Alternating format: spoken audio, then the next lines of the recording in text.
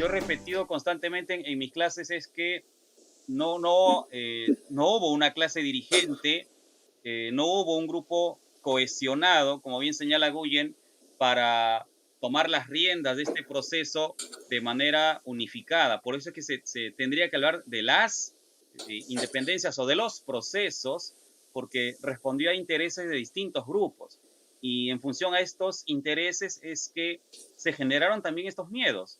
Hay toda una teoría sobre el miedo y la generación de pavor en la población o en un determinado número de ciudadanos pasa justamente por empoderar al que está transmitiendo esta historia, este mito, esta leyenda urbana, y busca eso, ¿no? Intimidar al receptor para que responda, obedezca o acate las disposiciones que le está dando. Y eso pasa, por ejemplo, con los comerciantes aquí en Lima, con los comerciantes en Valparaíso, que empiezan a difundir historias sobre las masacres que se habían dado en París, sobre los excesos cometidos en Boston, y esto asusta a la población. Y este susto, este miedo, hace que se busquen salidas o mecanismos menos violentos, menos agresivos. Y por eso que se hablan, ¿no?, de movimientos reformistas, de movimientos conciliadores, y obviamente va a girar en torno a intereses múltiples, ¿no? Por eso es que no hubo una intención clara en un primer momento. Yo no veo, por ejemplo, a Buenos Aires, a Santiago, a Quito, a Santa Fe y a Lima comulgando los mismos principios para separarse de España, porque cada uno tenía sus propios intereses, ¿no? Eran grupos comerciantes, grupos empresariales, grupos de hacendados que respondían a intereses muy particulares en sus propias zonas. El patrón común, sí, claro, el patrón común en todo caso era, me parece, creo, es el de índole económico, ¿no? Porque el que sí podríamos sacar como un sentido común es el hecho de que el desarrollo del libre cambio y el desarrollo ya de los procesos de revolución industrial van a incentivar justamente el poder, de alguna manera, ubicar a toda la zona latinoamericana como un mercado, un eje, ¿no? El apoyo que le va a brindar de alguna manera Inglaterra con los intereses a los procesos independentistas, a pesar de que eso generó en Inglaterra una primera burbuja, el famoso pánico de Londres de 1825, pero igual, creo que se podría hacer más un patrón o eje para poder dilucidar que a la larga pues unos determinados grupos terminan siendo los más favorecidos con el proceso, ¿no?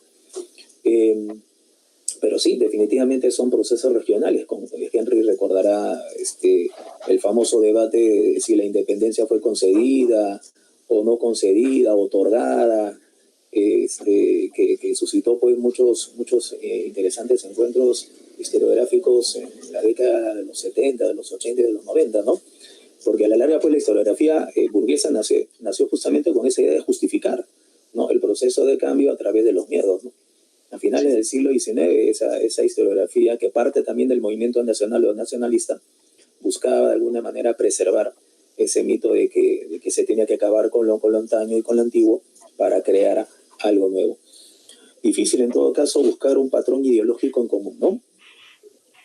Me trae a colación un episodio que estaba yo, en estos momentos estoy investigando sobre la vinculación que tuvo Tarapacá con el Alto Perú, con todo el proceso que se dio, ¿no es cierto?, en la audiencia de Charcas, que fue una zona muy convulsa, de muchos movimientos en este periodo de las independencias, y en el inicio, en 1809, todos sabemos, ¿no es cierto?, se hace la Junta ahí de la Paz, en Chuquisaca también, y aparece un escrito que encontré en este portal Pares, que es muy, muy interesante, no sé si lo han podido visitar, el portal español que reúne los archivos de India, ¿no es cierto?, el de Simancas también, y encontré un documento en que te decía el presidente de la Real Audiencia ahí en el Alto Perú, que decía que había el rumor de que la infanta la infanta Carlota, ¿no es cierto?, de Portugal, que en ese momento era la representante de la monarquía, de lo que iba quedando de la monarquía, iba a cruzar a América y que debería ella instalarse en Chuquisaca.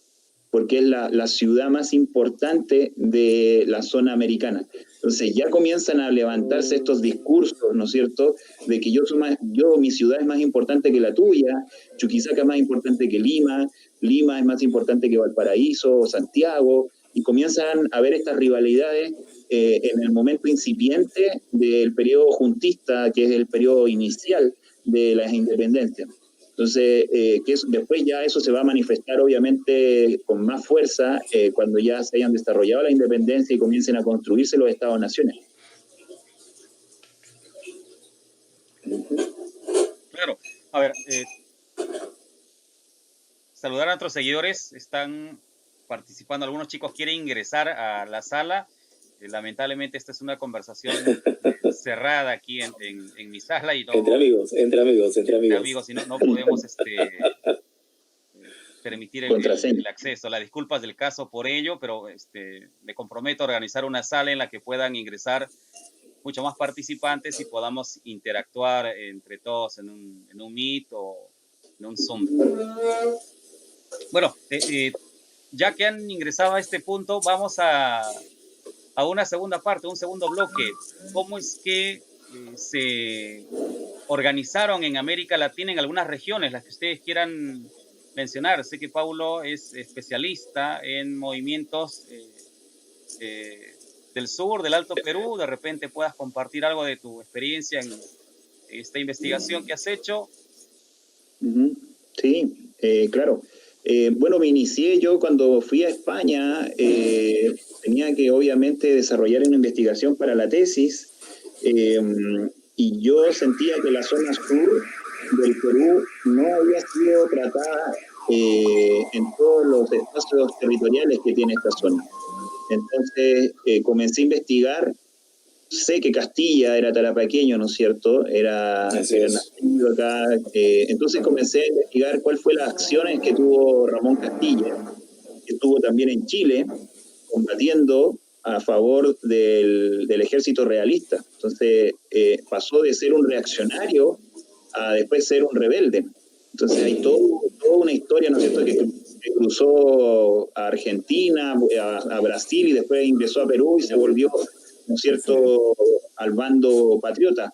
Pero hay que tratar con cuidado todos esos cambios de bando, ¿no es cierto?, porque como les decía hace unos minutos, este es un periodo muy incierto para muchas familias. Es como apostar toda la ficha a algo que quizás no va a ocurrir o que va a ocurrir a medias y yo puedo quedar apartado de alguna prebenda, algún privilegio que haya podido yo estar defendiendo y finalmente no va a prosperar mi proyecto. Y por ende, después me especialicé en la búsqueda aquí de qué pasó en la región de Tarapacá, que es una zona un poco olvidada, tanto por la historiografía peruana como por la historiografía chilena. La historiografía chilena ha hecho énfasis en todo lo que fue la historia del salitre, en todo lo que fue el periodo de la guerra, al igual que la historiografía peruana. Entonces se han centrado ahí, pero más atrás hubo un proceso también de independencia en estas zonas apartadas y que yo encuentro, ya que partimos hablando de los grandes procesos universales, ¿no es cierto?, los procesos regionales también son importantísimos porque sustentan muchas veces otros procesos en otros lugares, como por ejemplo esta parte de acá, de la zona norte de Chile en estos momentos, que fue sur peruano, sirvió de plataforma para otros proyectos que se estaban dando en Alto Perú, o por los proyectos, ¿no es cierto?, de la Expedición Libertadora, donde estuvo el mariscal Miller, ¿no es cierto?, tratando de consolidar una independencia que parecía que se caía en Perú, que parecía que no resultaba. Entonces tenemos que prestar atención a estas regiones periféricas de los centros de poder, y por ahí yo me empecé a meter y a investigar qué ocurría en esta zona de Tacna, Arica, Tarapacá, Cobija también, y me empecé a dar cuenta que aquí en Tarapacá el factor minero fue muy importante. Acá en Tarapacá, Huantajaya, que es un pique minero muy importante que fue comparado con las minas de Potosí en algún momento, aunque era más, no era tan cierto esas comparaciones, pero sí llegaron muchas familias españolas a instalarse acá, que después se van a transformar en familias peruanas en el siglo XIX. y llegaron y se asentaron y combatieron algunos por el lado de los realistas, ¿no es cierto?, apoyados por mucha gente de Arica, porque en Arica había mucha población afrodescendiente. Arica era, al igual que la zona sur, el espacio que hay en Ica, el espacio que hay, ¿no es cierto?, en Cañete, había mucha población afro, y Arica compartía algunas características de composición poblacional. Así que los realistas estuvieron apoyados por los ariqueños, pero los más reaccionarios acá fueron los indígenas, con el mundo afro también, que había un poco de población afrodescendiente. Entonces acá se producen algunos combates que son más bien escaramuzas, pero llega la ayuda del Alto Perú, de este otro mundo que se estaba batiendo arriba con distintos intereses en el altiplano, ¿no es cierto?, en Oruro, en Potosí, y se da una mezcla de luchas entre líos locales, líos que se traen de la cordillera y después líos que aparecen por el mar, ¿no es cierto? Así que me especialicé en esta área y finalmente en 1824 Tarapacá pasa a ser parte del Perú. O sea, al igual que lo fue la zona de Arequipa, que tardaron en pasar a la República Peruana, al proyecto de República Peruana, Tarapacá, que pertenecía a la antigua intendencia de Arequipa, pasa en 1824 y muchas de las autoridades españolas ahora se convierten fácilmente en autoridades peruanas. Y obviamente ahí viene un decaimiento económico hasta que aparece el libre, y ahí ya esa es otra historia. Eso es como lo que yo he investigado. Muy bien, ¿qué nos puedes hablar sobre estos movimientos regionales? Importantes como precedentes al desarrollo del movimiento global con las corrientes libertadoras, ¿no? En el caso del Perú, el de 1814, con los hermanos Angulo, prácticamente ya buscaba una cierta unidad nacional. Es la primera ocasión, o es una de las más importantes, en las cuales hay cierta unidad de distintas etnias y de distintos estratos sociales.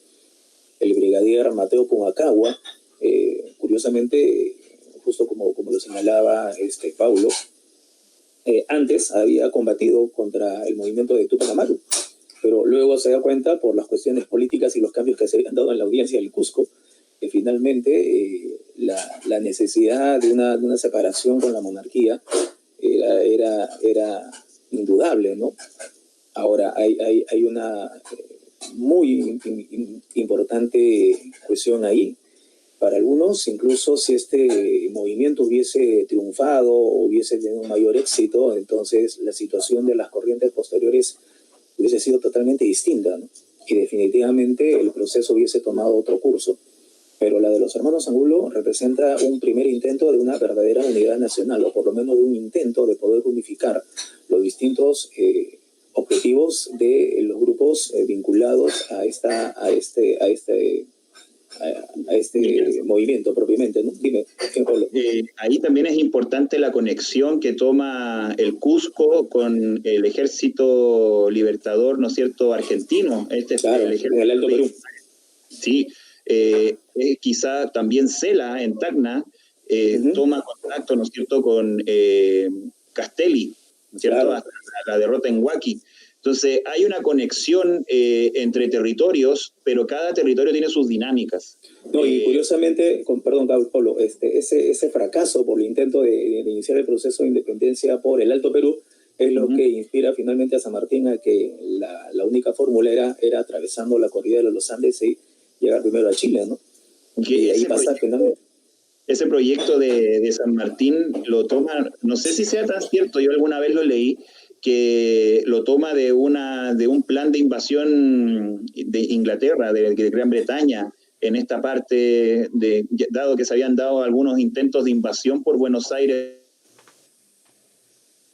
de parte de los británicos, había un plan de invasión después de tomar Buenos Aires, tomar Santiago.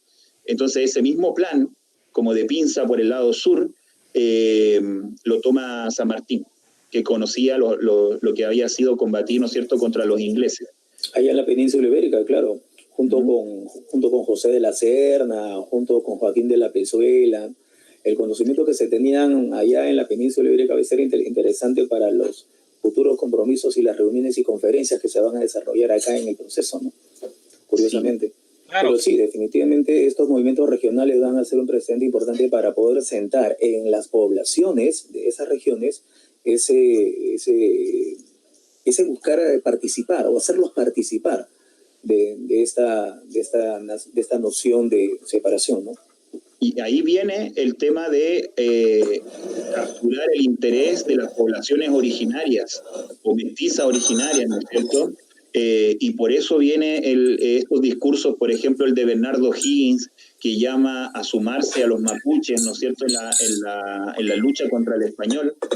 Y en verdad el mapuche se sentía más cercano al español y participa junto al español, ya después de ocurrida la independencia, ¿no es cierto?, contra estos resabios de españoles que quedaban en alguna parte del sur de Chile, se unen a los mapuches y combaten al Estado chileno.